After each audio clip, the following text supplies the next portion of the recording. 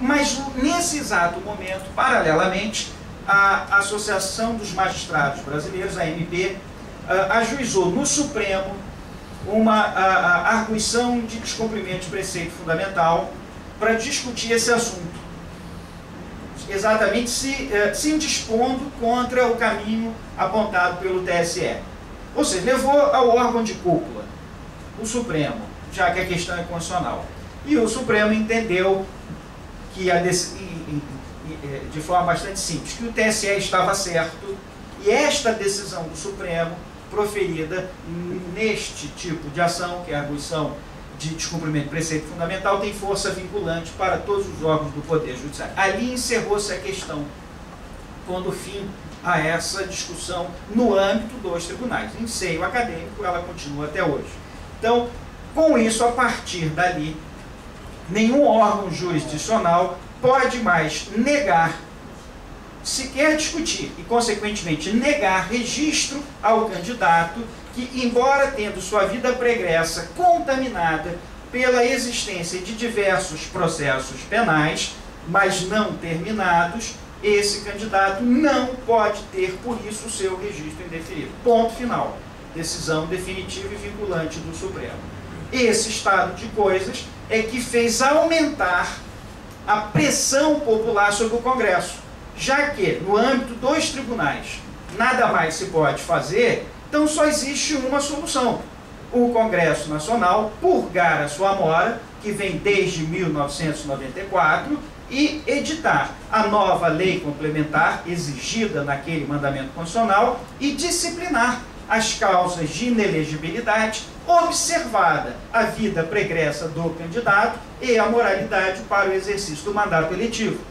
E é por essa razão, é nesse cenário, que houve essa demanda popular de mais de 1 milhão de assinaturas e que o Congresso vem estudando e que nós sabemos que não vai haver tempo hábil para essas eleições, mas que nasça essa legislação complementar para as próximas eleições e daí em diante. Então esse foi o cenário, ou essa é a história que vem se desenhando desde 94, com idas e vindas, com momentos bons, com vitórias e derrotas nesse caminho. Agora não tem jeito, cabe ao Congresso Nacional, que é o representante soberano da vontade popular, de legislar sobre o assunto. E para praticamente encerrar essas observações,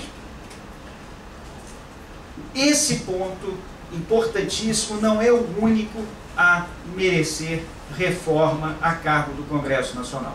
O nosso processo eleitoral, ele é minado por determinados assuntos e regras legais de menor importância e exposição na mídia, mas que são contundentes e depois contra uma boa atuação e apuração e atitude fiscalizadora da Justiça Eleitoral. São vários detalhes, muitos procedimentais, e por não terem esta substância fundamental das condições de inelegibilidade, passam despercebidas, a não ser no próprio foro de debate daqueles que integram o Poder Judiciário Eleitoral. Só para os senhores terem uma ideia, que são diversas regras, não vou explorá-las, eu só quero pensar uma para que os senhores vejam.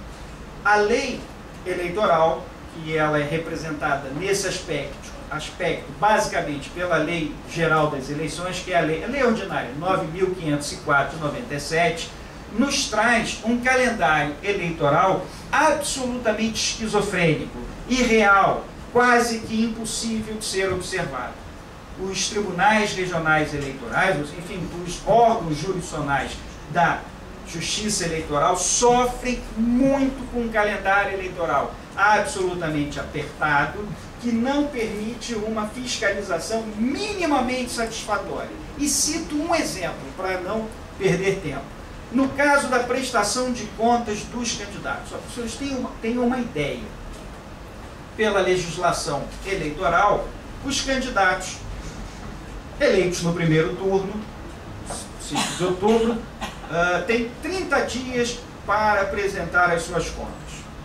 E vou me ater àqueles candidatos eleitos. E que, via de regra, são os candidatos de maior campanha eleitoral exitosa, e, portanto, que via de regra, abarcam o maior volume de arrecadação e despesa.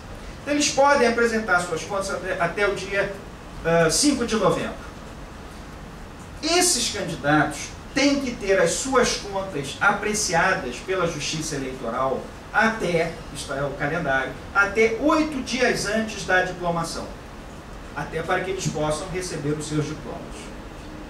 Por este mesmo calendário, os candidatos têm que ser diplomados até, no máximo, impreterivelmente, dia 15 de dezembro. Então, se nós tirarmos 8 dias, já chegamos ali aos primeiros dias de dezembro. Então, nós temos aí 30 e poucos dias entre a data do recebimento da prestação de contas e a data em que estas prestações de contas dos candidatos eleitos têm que estar julgadas. 30 e poucos dias corridos. E é um procedimento complicado, pois há um relatório preliminar, o candidato é notificado para se manifestar em 72 horas, é feito um relatório final, conclusivo. Se esse relatório apontar para falhas, e sempre há, o candidato tem que ser novamente notificado para se manifestar, volta para o órgão técnico consultor, que se porventura modificar alguma coisa, tem que notificar novamente para então o Ministério Público para o juiz julgar. Isso em 30 e poucos dias corridos. E contas volumosas. Aí os senhores pensam, bom, este é o absurdo. Não, esse não é o absurdo. O absurdo é o que eu ainda vou falar. Esse é o palatável, que ainda assim dá para fazer a toque de caixa. É que os candidatos eleitos no segundo turno, ou seja, Poder Executivo, têm 30 dias para entregar suas contas. Então, joga-se 30 dias para frente. Que já não me recordo mais, que enfim, dia 20 e poucos de outubro é o segundo turno. Então, dia 20 e poucos de novembro é a data em que eles apresentam as suas contas. E o prazo para julgar as contas, né, processar e julgar as contas até a diplomação é o mesmo. O prazo final é o mesmo. Então, dá 15 dias. A data é o mesmo, é verdade, com toda razão. O termo adquem é o mesmo, termo final. O prazo é de 15 dias, mais ou menos. Entre receber e processar, é feito... as pessoas trabalham 24 horas para poder dar conta. E por que assim? Por que não tem nenhuma lógica dogmática, não é uma coisa atávica? É porque a lei assim estabeleceu. É um absurdo que dificulta muito a ação fiscalizadora, muito. E esse é só um detalhe. O mesmo ocorre no processo de registro, em que os prazos são exíguos. Em suma, a legislação eleitoral está a merecer uma grande e profunda reforma. O legislador poderia agora, em 2009, nessa última mini-reforma que alterou a Lei 9.504, ter avançado nessa área. Não fez, melhorou alguma coisa em termos de propaganda eleitoral, em forma de arrecadação de fundos pela internet, algumas coisas boas, modernizadas. Mas em termos de melhorar e possibilitar ainda mais a ação fiscalizadora e de controle da justiça eleitoral, nada foi feito. E há diversos aspectos que precisam melhorar. E cito só mais um pela gravidade do tema, para os senhores meditarem como se faz necessária a cobrança do Congresso Nacional para que, já que cabe a ele essa função constitucional de legislar, que melhore o nosso direito eleitoral. Só para citar um último exemplo, que são tantos absurdos, para efeito de concorrer